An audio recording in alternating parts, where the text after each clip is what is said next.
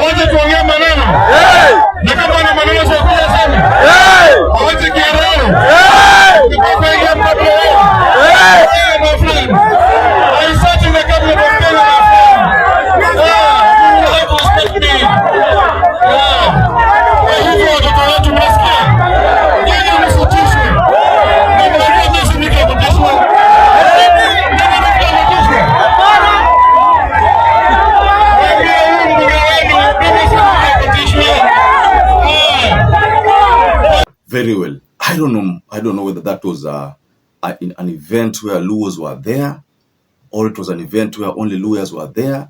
I don't know. But it's up to you, ladies and gentlemen, to make your own conclusion on that. Just like I told you, we're not trying to be tribal here. We are all civilized Kenyans. I want us to be fair to Peter SALASYA, but at the same time, we want to be fair to Luyas and to Luos. I don't think there is tribal war. That is why I want us to also go to an event where SALASYA accused Governor Baraza for hiring goons who, stoned his vehicle. I don't know if you remember that story.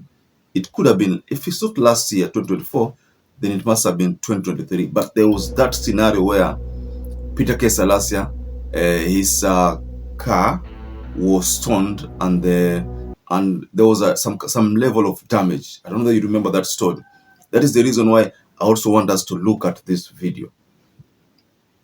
But aliona sasa mimi nilimwambia ukweli huko, akajua ya kwamba nikikuja huko kwa sababu watu wamenipenda, Kakamega imenipenda, akasema that ameweka pale vijana kwa gate atipite Salasia asiingie. Kwa hiyo matanga ya huyo mheshimiwa ambaye alituacha. So wakati aliingia akaweka search, na hao vijana natumia vijana vibaya. Sasa watu wakapiga hii gari wakafanya vile wamefanya, wakapasua. Mimi nataka niambie wewe baraza na watu ya na huyu wewe baraza, hata ile handshake yenye wamesema ati Raila alisema ati mimi nikae na baraza, hakuna kitu kama hiyo. Yeye ajue uwezi fanya venye unafanya, inaonyesha hujamachua politically. You have shown that you have not matured politically. We only helped you. Na mimi nilikukampainia wewe. Kama singekuwa mimi Peter Salasya, you could not be the governor today, because I know what I did. Sasa wewe kuanzia leo ujue mimi Peter Salasya naenda kusimama governor 2027.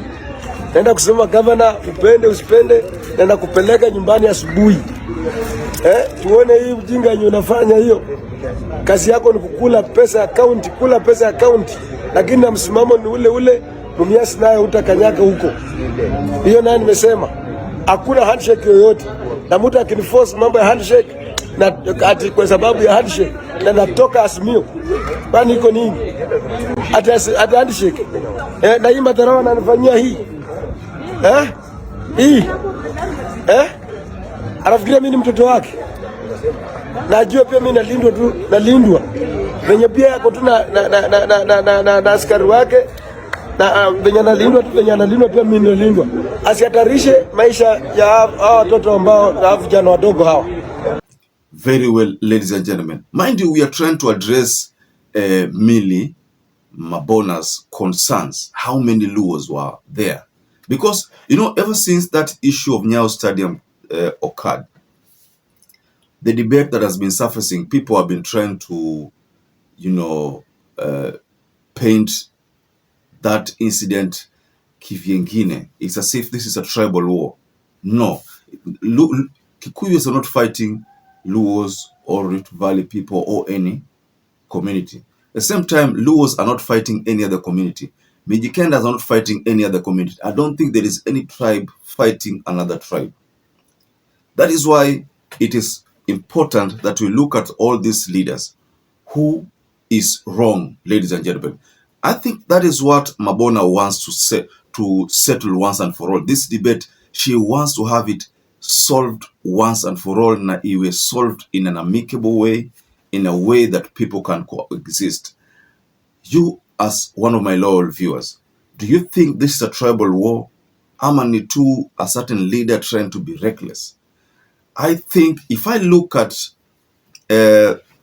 politics from this issue from the other side of the coin, and I look at Musalia Mudavadi, for instance, you know, Musalia Mudavadi has been with Raila Amolo Odinga. We all know what happened. You know, he jumped ship and joined William Ruto, did support Raila Amolo Odinga. In fact, if I may take you back to 2002, Raila was with Musalia left. He was appointed the vice president of who deputized Moi back then when Saitoti was fired. Raila brought him back to his side. The time he brought Musalia Mudavadi back, that was in around there 2007, he made him the deputy prime minister. And that position was supposed to go to Ruto, by the way, but it went to Musalia Mudavadi. And Musalia Mudavadi became powerful again, enjoyed the benefit of being in government, you know. So come 2013, they didn't win, but they were together. 2017, they didn't win, but they were together. 2022, Musalia, instead of supporting Raila, jumped ship and joined Ruto. But ungeweza kuona member of parliament from the Luo Nyanza akitukana Musalia Mudavadi, hii design ambayo Salasya anatukana hawa viongozi wengine. I think, I'm not trying to be tribal, but I think Salasya pia nafaa angalie kidogo. Unajua yeye ni first time MP. na leadership kidogo. Wajua, to be honest, I'm not trying to say that I support the side of SALASYA or I support the side of MILLIE Mabona, but let's just be civilized a bit. Kenya tumetoka mbali. We have gone through a lot of political education, civic education. We have grown politically. In fact, in Africa, Kenya is one of the best countries democratically. Kwa sababu hebu angalia nchi kama South Africa. Nchi kama South Africa, party gani ambayo ni president? Huo ni ANC tu, so hakuna democracy huko. Angalia Uganda hapa. Kwa Museveni. Kwani they conduct elections? Have you ever had a scenario where Museveni ameshindwa? In Tanzania, which party wins all the time? What about Kenya? Kenya kuna different parties which have won. There was KANU, we had Jubilee, we have UDA, we most likely going to have another party. Who knows? Maybe Gachagwa's party, ama Ruto Rege. So that means hapa Kenya kuna a lot of civilization. But there is one reason why I like SALASYA. Is a youthful MP na amefight kufika pale. But I don't like the fact that ile hooliganism ambao ana exhibit kidogo, hiyo apunguze kidogo. It is going to be one of the best MPs, lakini ile kuongea, at least akatel ile kuongea kidogo, because when I was looking at him confronting Rashid Echesa, who happens to be a Luhya leader pia, you know, and that video I shared, for those of you who watched that video, utapata kwamba Echesa was trying to be civilized kidogo akiongea, but SALASYA was trying to heckle him. You know, you find that he is the member of parliament and the people surrounding him hata wanamwangalia wanashangaa, because the people who are supposed to heckle hata sio member of parliament, ni wale watu wake, the surrounding people. Those are the ones who are supposed to heckle, you know. That is why I think SALASYA should tone down kidogo, and then it's going to become a very youthful, mature, and one of the best MPs. In this analysis, ladies and gentlemen, I think MILLIE Mabona is asking a mature question. How many Luos were there when SALASYA was being beaten kule Western? So that you can get to understand that this is not a Luhya affair. Apana. This is someone, you know, not trying to be respectful to the elders. Vitu kama hizo nafikiri. We need to respect these elders wote hata kama ni wabaya. Hata at the end of the day, hakuna mtu ambaye yuko perfect. We are all have our own shortcomings. So SALASYA should be forgiven. Of course, it's going to change. He should be forgiven, by the way, for the previous utterances, because hata wa member of parliament wengi pia wamekuwa na misemo mibaya sana, wengine wamekuwa na misemo mibaya zaidi ya SALASYA. So what we are trying to say is that this message from MILLIE Mabona, I'm looking for the video where SALASYA was beaten and chased from a funeral in his own constituency. Who has it? I want to count how many Luos were there.